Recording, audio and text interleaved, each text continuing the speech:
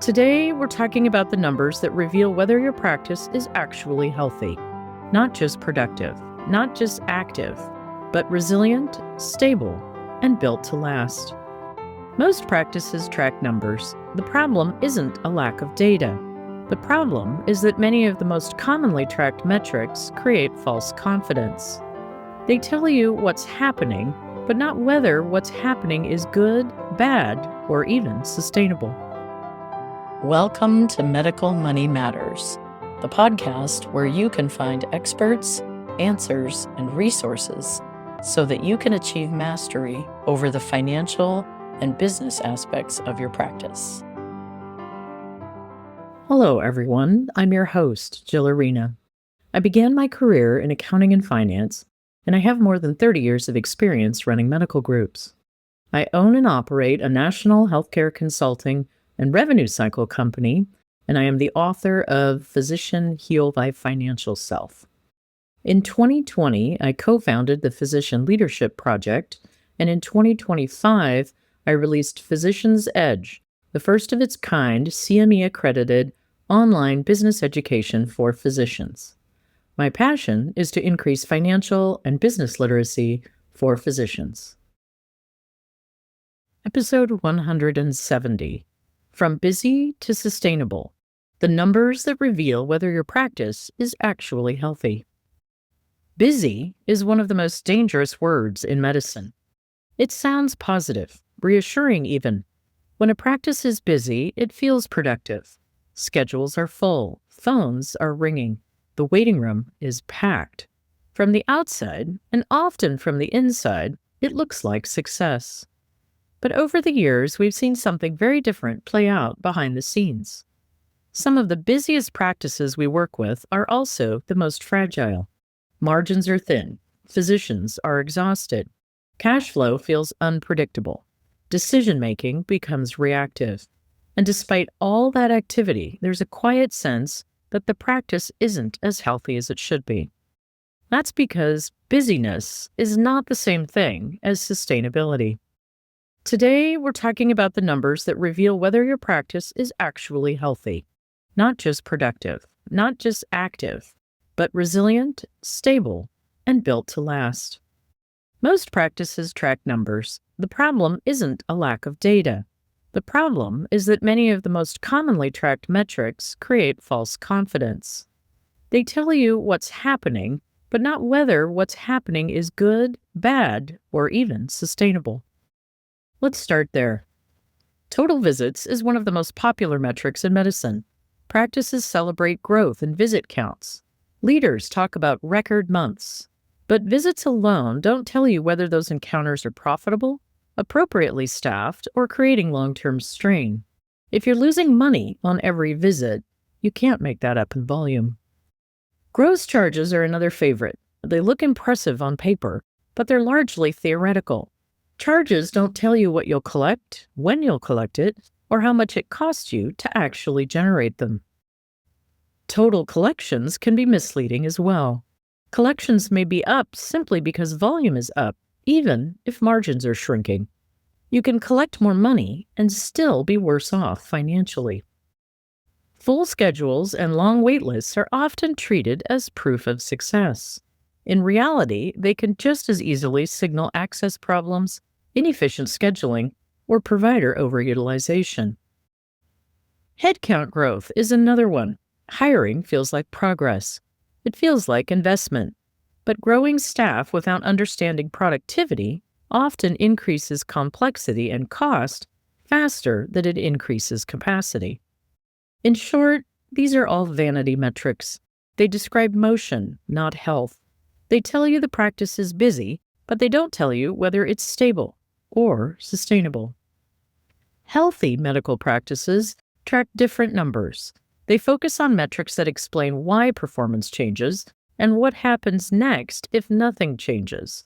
These are insight metrics. They don't just report the past, they signal the future. One of the most important is contribution margin per provider. This metric looks at what a provider generates after variable costs are accounted for. It's not just about revenue.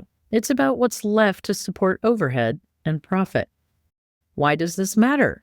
Because growth that doesn't improve contribution margin isn't really growth. It's just scale without benefit. Practices often miss this metric because it requires clean cost allocation. It's easier to look at total profit than to understand where that profit actually comes from. But when contribution margin per provider starts to decline, it's an early warning sign that something in the model is off. Visit mix, coding, staffing, or payer balance.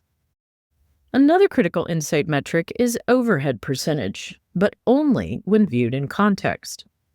Overhead benchmarks are often misused.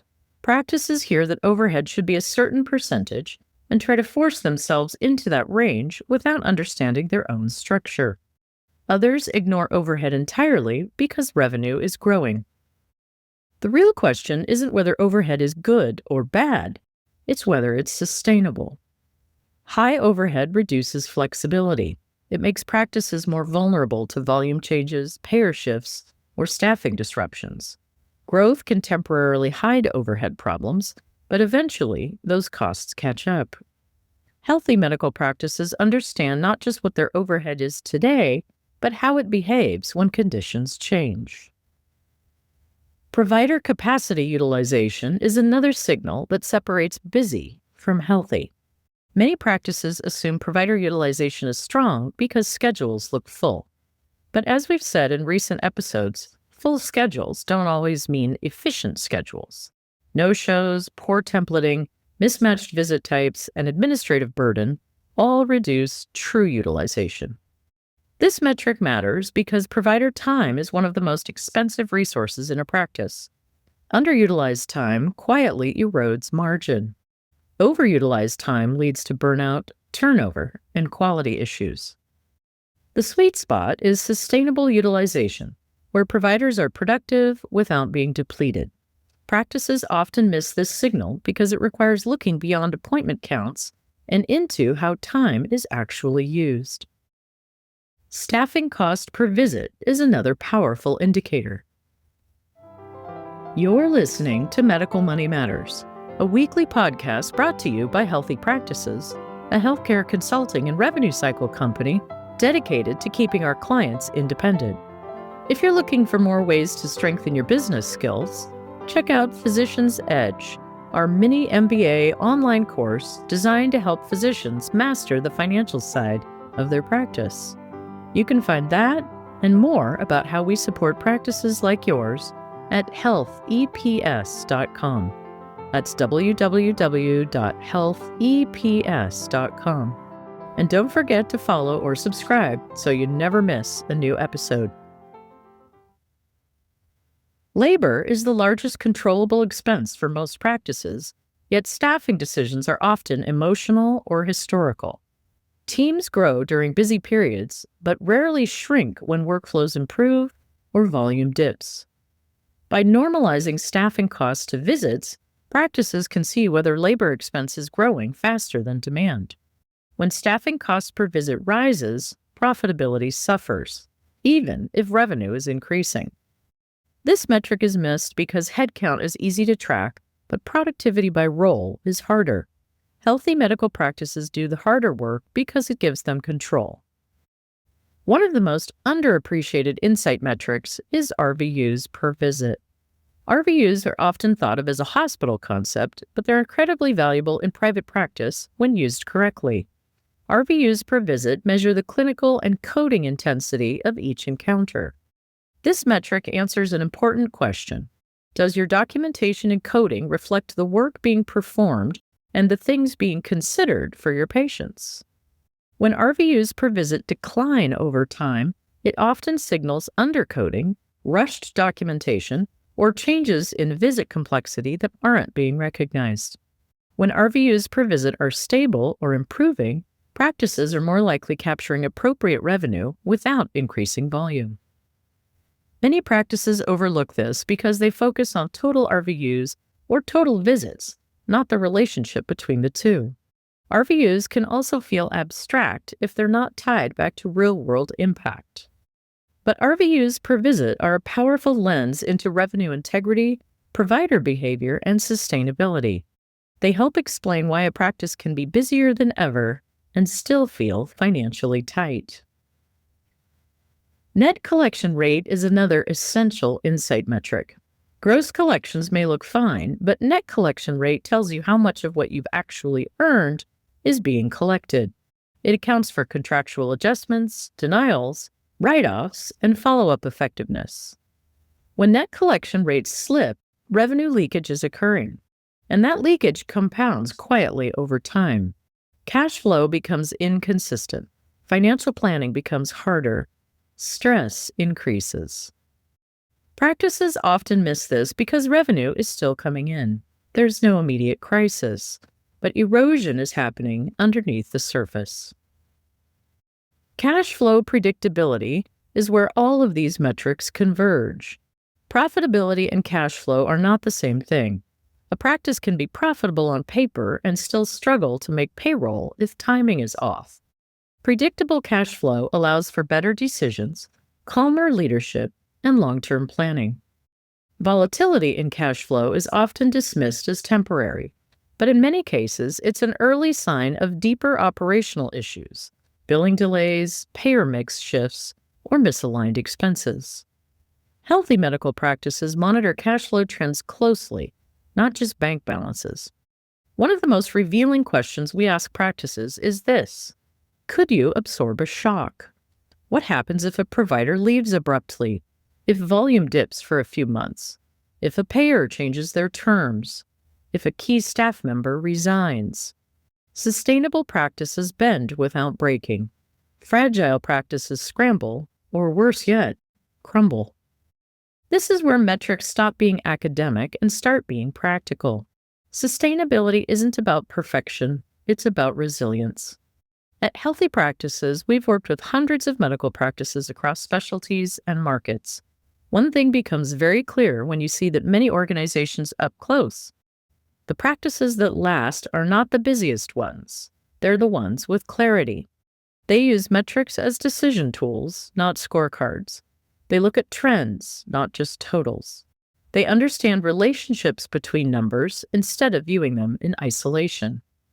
Our work with practices focuses on helping them move from reactive to intentional, from busy to sustainable. Metrics aren't about judgment, they're about insight. If there's a takeaway from today's conversation, it's this: activity can hide fragility. Busyness can feel good right up until it doesn't. True practice health is revealed by numbers that tell you where you're headed, not just where you've been. When you track the right metrics, sustainability stops being a vague goal and starts becoming a measurable outcome. Until next time. You can find more information online at medicalmoneymatterspodcast.com, and you can sign up to be notified when enrollment opens for the Medical Money Matters e-learning program for a mini MBA physician style, which will carry CME credits and will be released in upcoming months. In that, we'll do an even deeper dive so you can understand dynamic budgeting strategies, cash flow forecasting, and other more esoteric financial concepts. We've included those links in the show notes. As I like to close out these podcasts, congratulations on taking the next step in your professional development and for making the commitment to learn about the financial and business aspects of your practice. I look forward to being on this journey with you and send you my heartfelt gratitude for all that you do for your patients, all day, every day.